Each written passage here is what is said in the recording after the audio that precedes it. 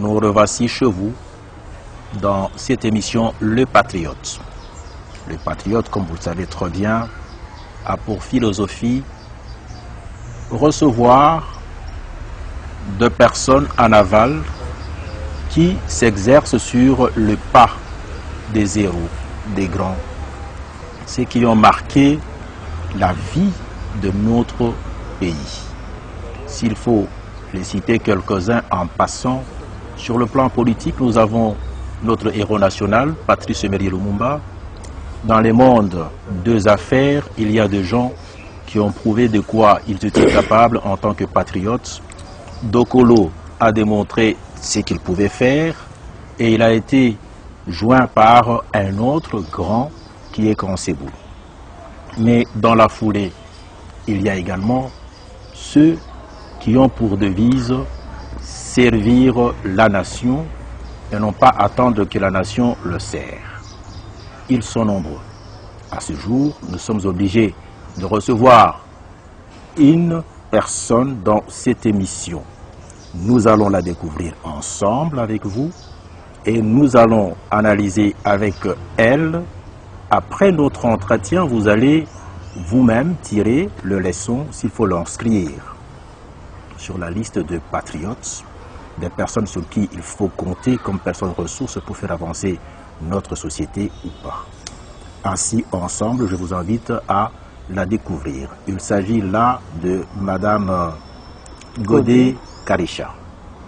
Maman Godé, bonsoir. Bonsoir. Nous sommes très heureux de vous recevoir dans cette émission.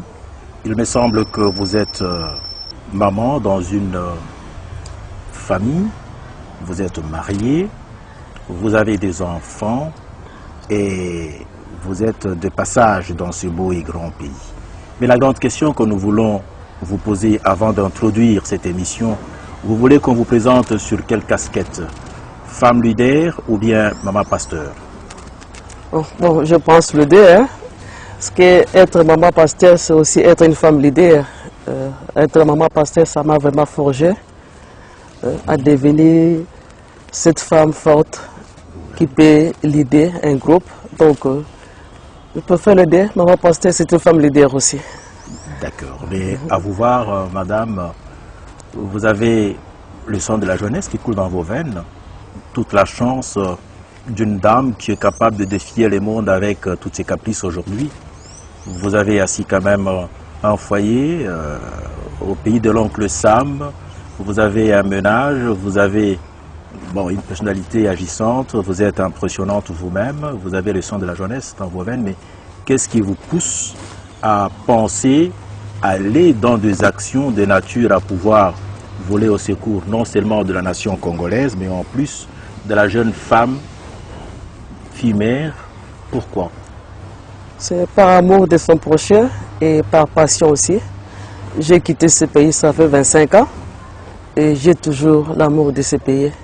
Donc nous avons ce souci-là pour tout ce que nous sommes en train de voir à la télé, surtout sur YouTube. La situation du Congo nous préoccupe. Nous ne sommes pas en paix. Chaque fois que nous voyons, la jeune fille est méprisée dans la société. Donc c'est pour cela que je suis là, pour aider cette jeune fille. Dans les actions que vous menez dans ce beau et grand pays, qu'est-ce qui vous a le plus touché et que vous aimeriez bien toucher du doigt pour le réparer auprès de la jeune fille? Je pense que j'ai vu la jeune fille est vraiment abandonnée, surtout si elle a déjà eu des enfants. Donc la société ne la considère plus. Donc nous voulons vraiment valoriser la femme. Et ça a commencé par les jeunes filles. Ce sont les mamans de demain, ils sont déjà mères parce qu'ils ont déjà eu des enfants. Alors nous devons les former et ils doivent savoir que ils ne sont pas comme les gens les rejettent. Quand il y a déjà des enfants, il y a moins de chances pour le mariage, il y a moins de chances pour faire d'autres choses dans ta vie. Donc la femme, il faut que nous cherchions à valoriser cette jeune fille-là qui va devenir une dame. Une dame.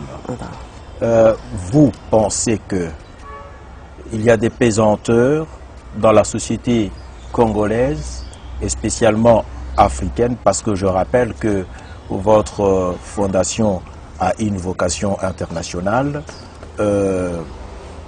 spécialement en Afrique, il n'y a pas de chance pour la vie de celle-ci. Si jamais elle était tombée dans cet accident-là, de faire un enfant, qu'elle n'a plus de chance pour gagner et vous voulez aller au secours de celle-ci pour l'aider à aller de l'avant. Mais comment vous pensez le faire?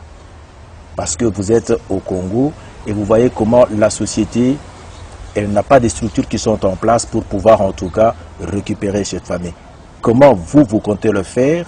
D'abord en tant que pasteur et puis en plus en tant qu'une personne qui a vu ce qui se passe chez les autres et comment on va s'y prendre. Comme je disais toujours, par amour, par passion, nous avons des formations, nous avons notre secrétaire elle aussi, elle encadre les jeunes filles. Oui.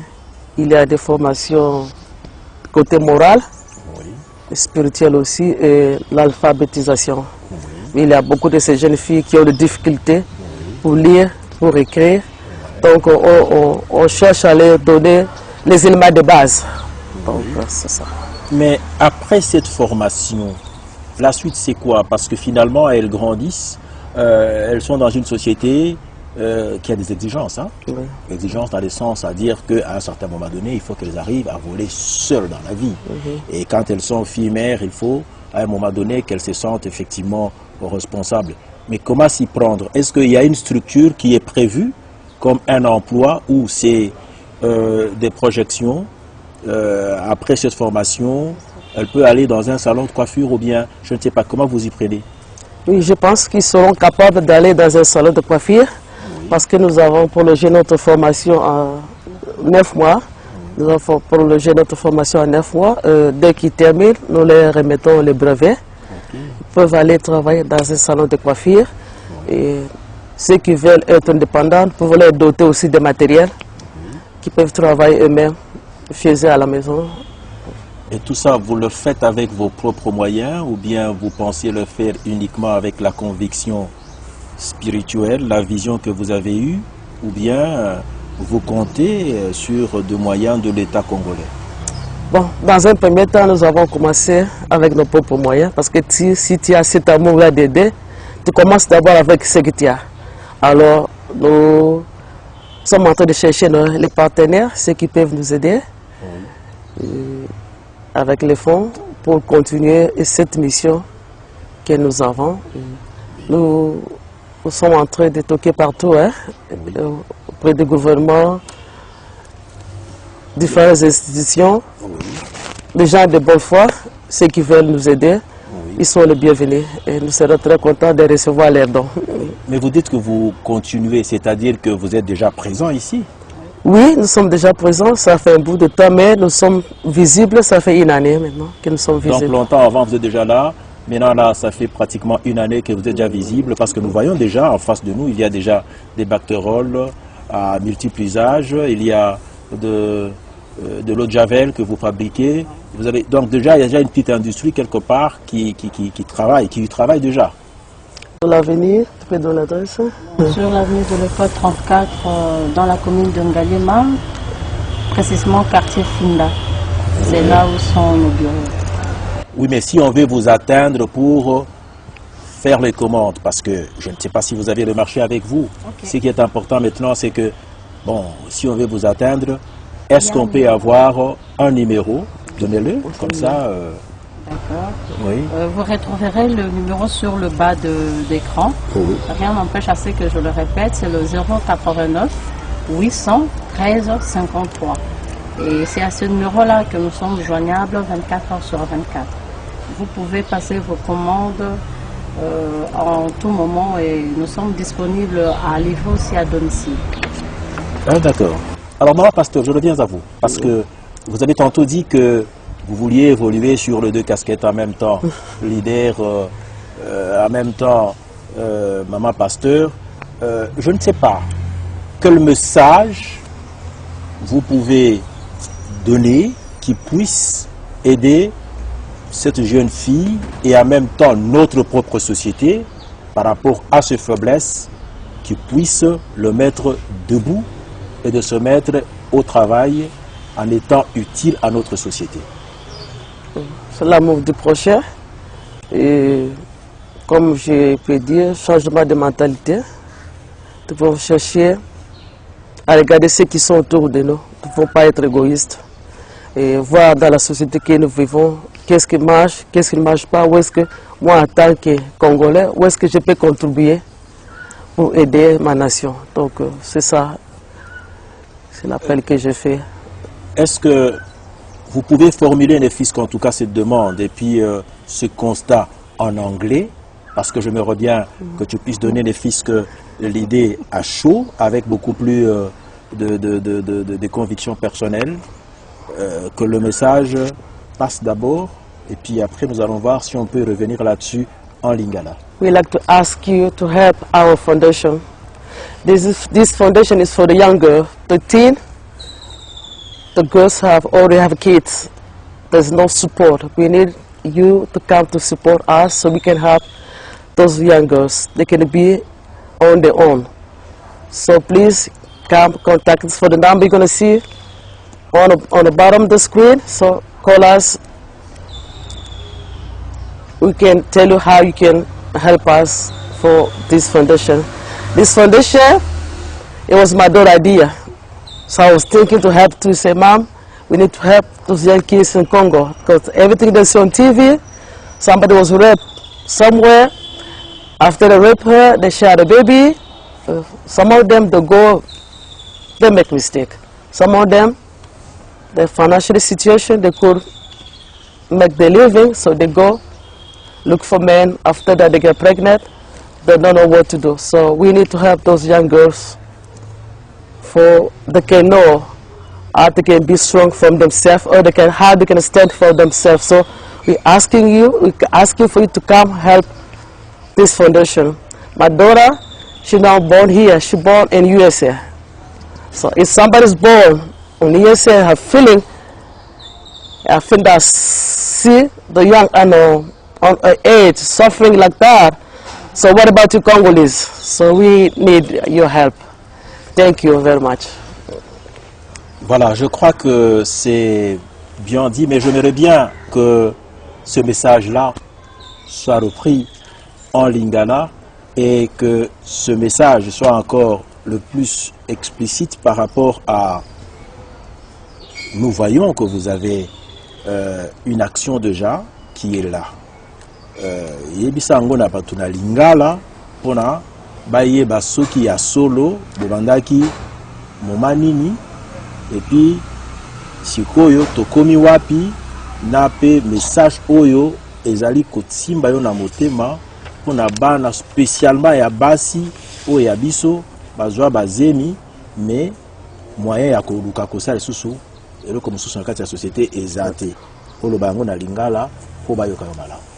Tosunga société congolaise surtout pour la bande na biso ya basi bakoma lokola eloko pamba te bazala pe basi o bazala valeur to pesa bango valeur bon likambo soki c'est salambi basi baboti to kobwaka bango na société te po mingi bato basi baboti to zaka bango na valeur te et ba situation e cause le belé wana to ko juger bango te mais to likato reprendre bango ba na société to za na fondation ezako la kisa bango ndenge ya kosala misala maboko ndenge ya kosala basuki ndenge ya kosala manzaka nyonso wana pa baluka pe moyen bakoma pe batu baluka moyen ya kozwa pe mwa musala bako ko vivre na libota la bango na bana na bango to za na ba bactéries to za côté kawa to za na ba javel soki bakolinga kosunga biso na côté wana et puis ba compagnie minene pe suko linga koza contrat na biso pona to écouler bactéries comme ça to zo moyen ya kosunga pe bandeko na biso to yeba ndenge ya kolingana to sunga pe mboka oyo muta ko bongisela biso azate donc biso moko kaka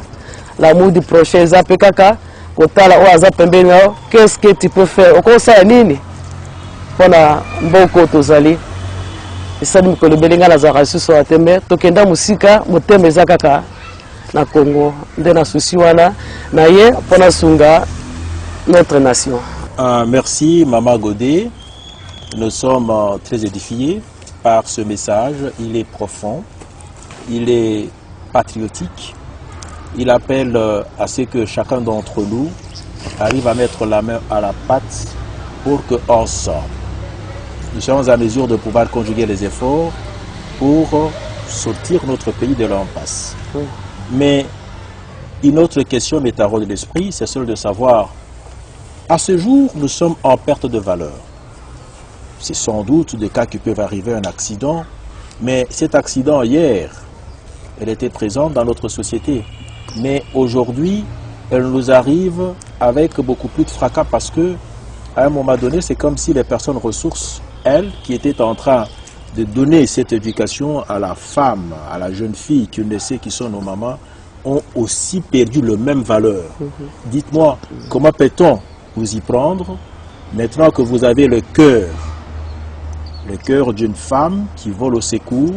Comment peut-on réparer sans qu'il y ait plus de casse et afin de récupérer presque tout le monde? Quel message et comment peut-on s'y prendre là?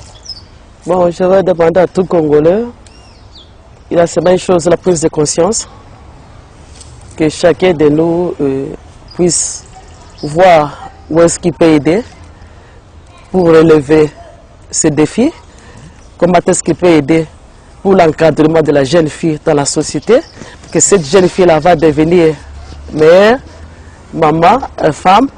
Et quand on dit éduquer une femme, c'est éduquer une nation. Alors, si nous n'encadrons pas ces femmes-là et les enfants, et quelle société nous aurons après 5 à 10 ans, 20 ans? Donc, je demande la contribution de chacun de nous pour chercher à relever ces défis-là. Surtout dans les églises aussi, on peut encadrer, dans les écoles, ils peuvent avoir aussi des programmes, comment faire. Dans le gouvernement aussi, chercher comment on peut encadrer la jeune fille. Comment on peut prévenir aussi, la prévention. La prévention. C'est ça, donc c'est ce qui est important. Comment réagissent la communauté congolaise dans la diaspora, qui sont les jeunes dames qui voient ces désastres de la manière qu'il est en train de se conjuguer? À l'extérieur, là où vous êtes, quelle est leur sensibilité? Donc, la sensibilité de la communauté congolaise, la diaspora. Non, la diaspora, comment elle réagit? Comment elle vit cela? Est-ce qu'elle le vit avec la même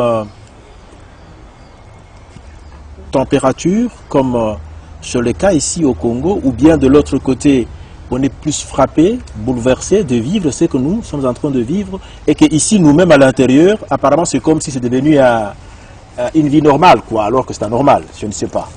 Comment ils sentent le problème? Est-ce qu'ils le vivent beaucoup plus fort que même nous-mêmes ici? Oui, et ça fait très mal et nous sommes vraiment troublés. Des fois, nous sommes agités, nous sommes en colère.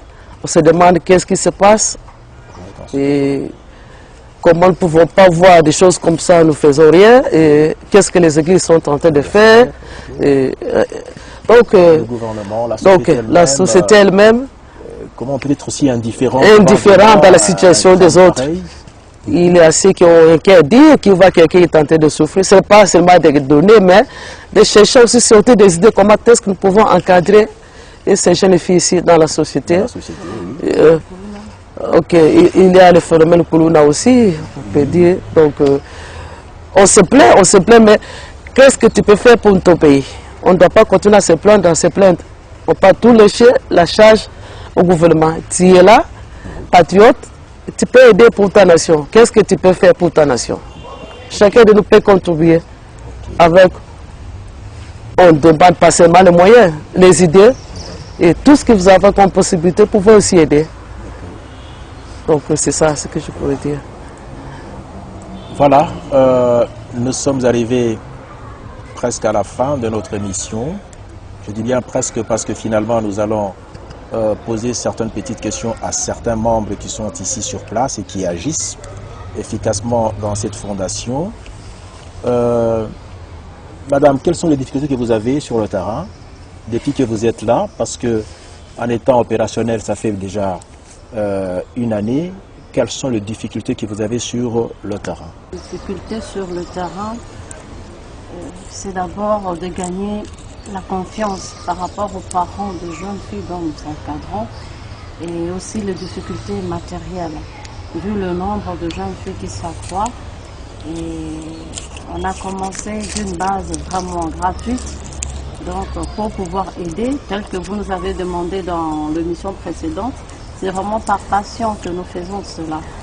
Et nous voulons vraiment à ce que cela ne soit pas seulement un souci de la Fondation Grâce Kadisha, tel que l'a dit la présidente.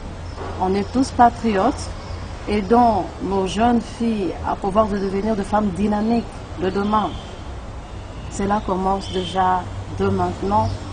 Nos prédécesseurs l'ont fait, mais mettons-nous ensemble en synergie pour pouvoir booster ces jeunes filles-là. Parce que nous, femmes, nous voulons vraiment prôner l'autonomisation de la femme.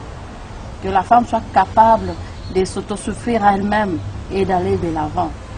Donc c'est le but principal, la vision même de cette fondation.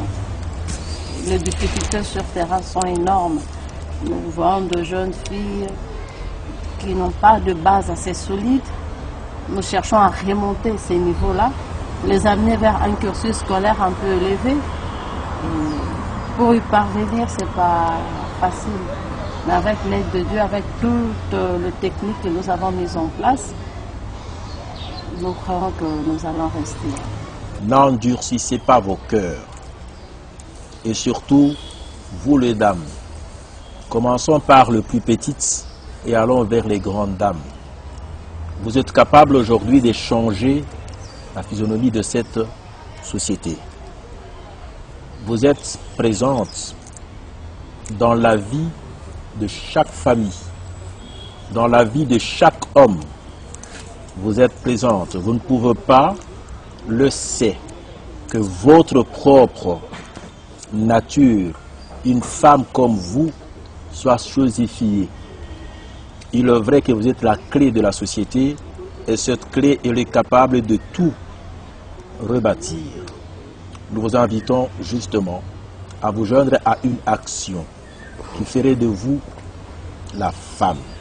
Cette femme porteur de valeur, cette femme qui a su valoriser la valeur de la femme congolaise.